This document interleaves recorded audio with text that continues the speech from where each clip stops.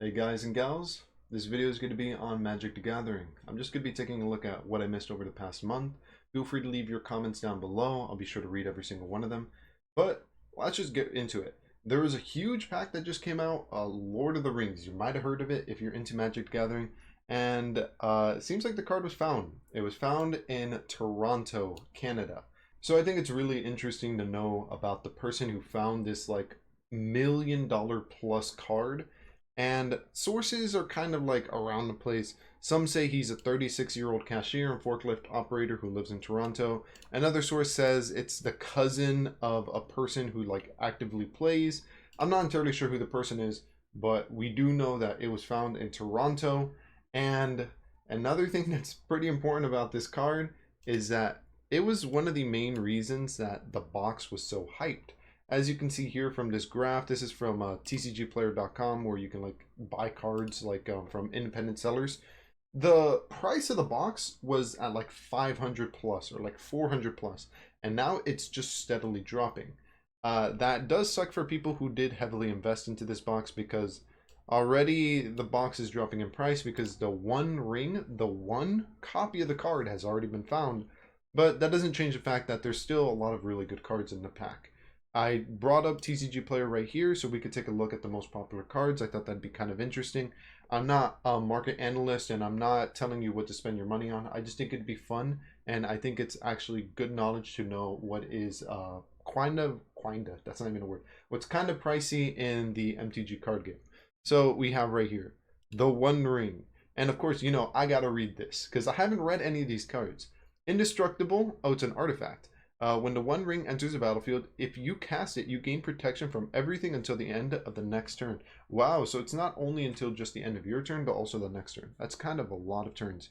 At the beginning of your upkeep, you lose 1 life for each burning counter on the ring. What's a burning counter? You can tap this, put a burning counter on the One Ring, then draw a card equal to... Whoa! Oh, I can see why that's expensive. It's a draw more. I love draw mores. But yeah, although this says it's the One Ring, it's not the actual One Ring. This is the actual One Ring. This is the one that's going for $2 million currently. It's probably going to go even higher, let's be honest. And man, look at that. It's kind of beautiful. It even has like the old classic font text style, and it's in a language I can't even read. You know, I love to see it. But besides that, let's see what else is good in this pack. We got the Orcish Bowmaster. Oh, by the way, this is the Universes Beyond. I don't know what that means. I also have up here the Commander, which has like different cards. A Balin's Tomb. Balin's Tomb is in right here. So I don't know exactly what's going on there. But it seems like there's a lot of really valuable cards in this box, especially the One Ring. There's a lot of different versions, and they're all going for what, like $50 plus? Let's check in the Commander. The Commander, is the One Ring not in this box? Huh. Well, that's kind of sus. But yeah, I just wanted to quickly go over the One Ring because obviously it's a big thing that's going on in Magic the Gathering. It's gaining traction for people who don't even play the game. And I thought I wanted to address it because if you're a fan of Magic the Gathering, I thought you might find it interesting. Besides that, let's look at MTGGoldfish.com, and we're looking at the standard metagame.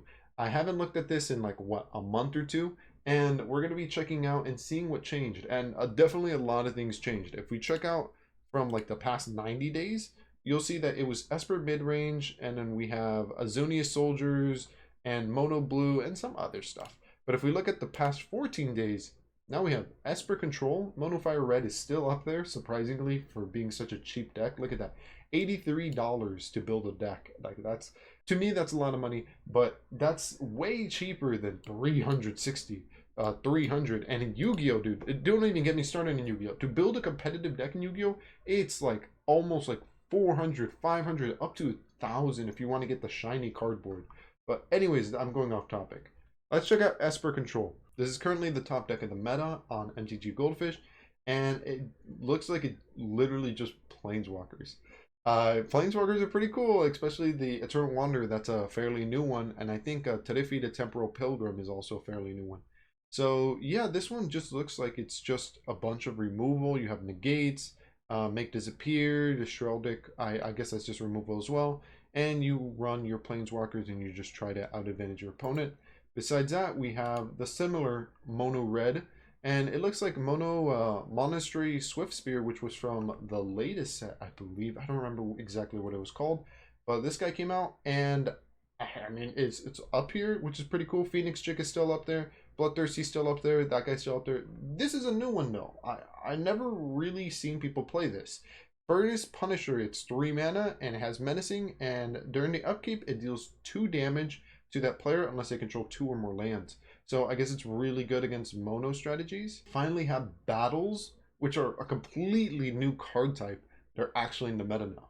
We have Invasion of Tariki. I probably mispronounced that. When it enters the battlefield, reveal dragons in your hand, and when you do, this card deals damage X+2 to any target. I'm guessing the main reason you run it is because it always does 2, even if you don't run any dragons like this person. I don't think there's a single dragon that they could possibly reveal in their hand. It just does 2 damage to any other target, which is pretty cool, because when it dies, you get a flying trample dragon, which, I mean, it's just a free monster when it dies. Besides that, yeah, it just looks like a normal fire beatdown, excuse me, mono red aggro. After that, in third place, we got 4-color ramp. And yeah, I mean, I'm surprised this deck is doing as well as it is. I never thought Archangel's Wrath was so good, but I guess just having 2 opportunities to deal 2 damage to 2 separate targets or the same one, it's just a lot of opportunities to be able to remove monsters, along with Tomperi Stomper, which literally just says, hey, basic land in your deck, put it on the battlefield. I mean, that's not bad. Including another inclusion of battles. These battles are like, I mean, I thought they were good, but they're like actually making a big splash in the metagame, which I love to see. So yeah, we have Invasion of Zedekar, which is when it enters the battlefield, search your library for 2 basic lands, put them on the battlefield tapped, and shuffle. Also, when it dies, it becomes a Vigilant Haste monster. Very cool stuff.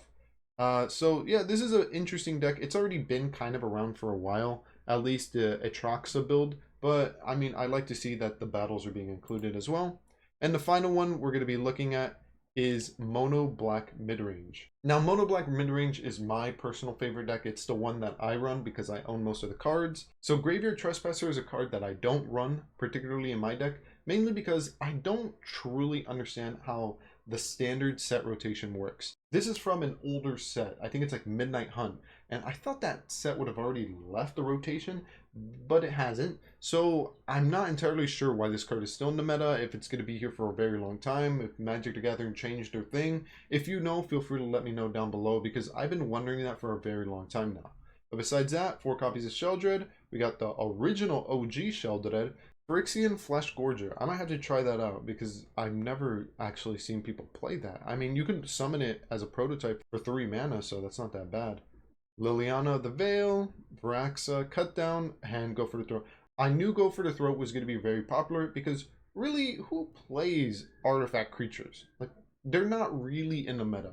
Yeah, Flesh Gorgers run in this deck, but besides that, nobody really plays any artifact creatures. So this card, excuse me, can be run in a variety of decks as long as you run the black color, and then you have access to like a really easy removal. But that's why I'm trying to build an artifact deck, but I'll get on that later. And yeah, this deck does look cool. Yeah, so an unexpected error has occurred. I'm not entirely sure exactly what's happening.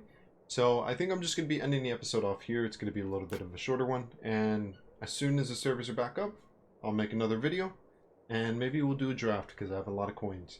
Regardless, thank you so much for watching. I want to thank every single one of you for watching the video. Consider liking the video. It helps me out a lot. It shows me a lot of love. And also I want to give a big shout out to Blood Swordplay, who commented on my video when I announced that I'm back. And he recommended I check out the Lord of the Rings Magic the Gathering set. Anyways, thank you all so much for watching. I truly appreciate it, and maybe I'll catch you next time. Later.